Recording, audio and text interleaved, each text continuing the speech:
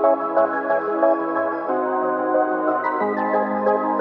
pinaka-entry level sa buong Redmi Note 13 series. This is the base variant ng Redmi Note 13. This one has the very popular na Snapdragon 685, but it has a 6.67-inch na AMOLED display. 108MP ang kanyang camera sensor with a 33 watts na fast charging brick. And ang kanyang 8256 would be retailing at 9,999. Want to know more about this phone? Don't go away after this quick intro.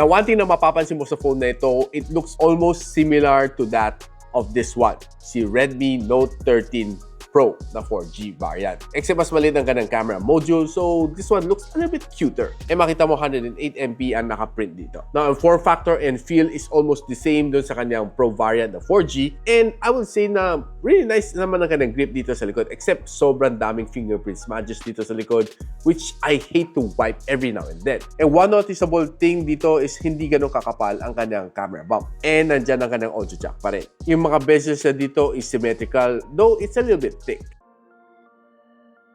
384,000 points na nakuha na dito sa AnTuTu benchmark, and this is the breakdown score. 136 ang kanyang loop score with a 98% na stability. Not bad, nag-throttle siya to 89% ng kanyang maximum performance, and this is the score na nakuha na dito sa Geekbench sa CPU benchmarking and GPU benchmarking.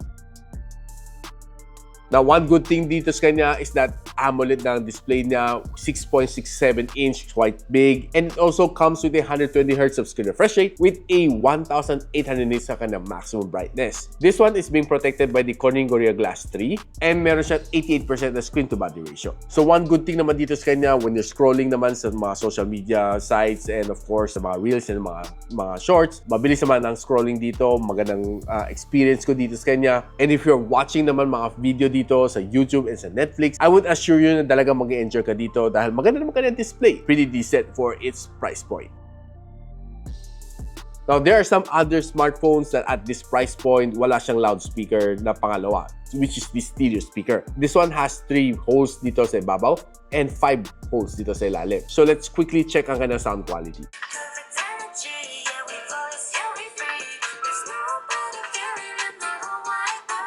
Well, quite decent naman ka ng loudspeaker, not the loudest. Medyo mas mahina siya ng konti compared sa kanyang Pro 4G na kapatid.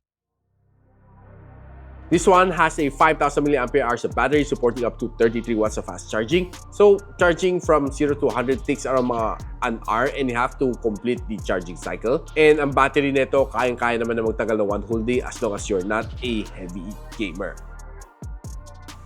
Itong phone na ito, I was able to play Farlight 84. Putting it to all high settings, hirap na hirap tong phone na ito. And I need to lower it down just to be able to play smoothly. Kasi once na naka-highest graphical settings, expect mo dito, frame drops, lags, lahat mafe-feel mo talaga dito sa phone na ito.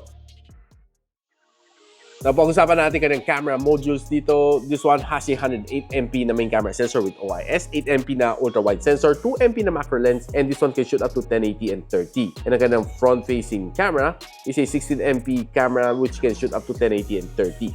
So one thing na mapapansin mo dito sa Redmi Note 13 is a little bit hard to focus daw. So pansin ko, this one, second time ko nakuha tong shot na ito bago niya na-focus na maayos. Yung unang shot ko na medyo blurry. But there are some details naman na napipreserve dito on this outdoor shot. And taking a look at this one, I think this shot is not so bad at all. kita natin preserve naman mga details dito on this rock, pati yung mga vines. Now, if you look at this shot kay Jollibee, on outdoor, very bright ang kanyang red and it was reproduced really nice. And as well as ang pusa na natutulog sa ilalim, ang ganda rin naman pagka-render sa kanya. Now, looking at this one, medyo soften siya kunti. Not as good as the other Redmi Note 13 series, but I think it's pretty decent lang naman. Now, kung mahilig ka naman maglaro ng mga ultra-wide lens sa mga zoom shot, this is how it looks like when you are using the ultra-wide lens. This is a 1x zoom, 2x zoom, and 3x zoom. Now, if you zoom it in sa 3x zoom, well, medyo grainy na siya konti. Now, if you're playing with the camera indoor, this is how it looks like sa kanyang ultra-wide shot. This is a normal. This is a 2x zoom shot, and this is a 3x zoom shot. So, you see the color difference between the 2x zoom and 3x zoom, no? Medyo malayo ka ng color, mapapansin niyo. Now, taking some indoor shot ng mga apparels, this is how it looks like. Okay naman, no? Preserve naman mga details niya, looking good and decent. And taking some more shot on indoor, mga apparels na ito are looking nice. Pati mga color na nakuha na dito are not so bad at all. After taking some outdoor selfie, this is how it looks like. Well, okay lang naman siya. Not the best camera that I've tried on this price point for a selfie camera. On one side, medyo maputi siya pag you're against the sunlight. And if you're going with the sunlight, this is how it looks like. Medyo naninilim ka ng konti. So, pansin ko lang sa kanyang indoor shot, it's a bit soft. Mga picture na nakukuha natin dito. And on some other condition, namumutputi. But ang kanyang ilaw is yellow all throughout dito sa unique glow. Now, if you're looking at its video sa kanyang front-facing camera, you'll see a jittery video. Using the rear camera, makita mo medyo nakufocushan siya konti. And the video is not really that stable at all. Now guys, masusulit nyo nga ba ang 9,999 pesos mo dito? I would say, not so bad itong phone na ito. Honestly, I would have expected Xiaomi to put something a little bit better than a Snapdragon 685 on this one. That one for me is medyo deal breaker kasi could have been better ang kanyang Note 13 na base variant if you have a little bit better na chipset dito. But overall, the performance is not bad. Camera is average. Ang kanyang gaming experience is average. Just don't expect too much from this one. But you definitely get a good AMOLED display dito with quite decent na bezels. Now, if you want to know kung saan nyo pwede mabili ito, I'll be linking on the description box below. And if you like this video, don't forget to share to your friends. And a subscription to this channel would definitely be appreciated. And I'll see you on my next video. And so, ako para si Richmond, and you're watching Gadget Sidekick. Like and subscribe to my channel. Don't forget to hit that notification bell.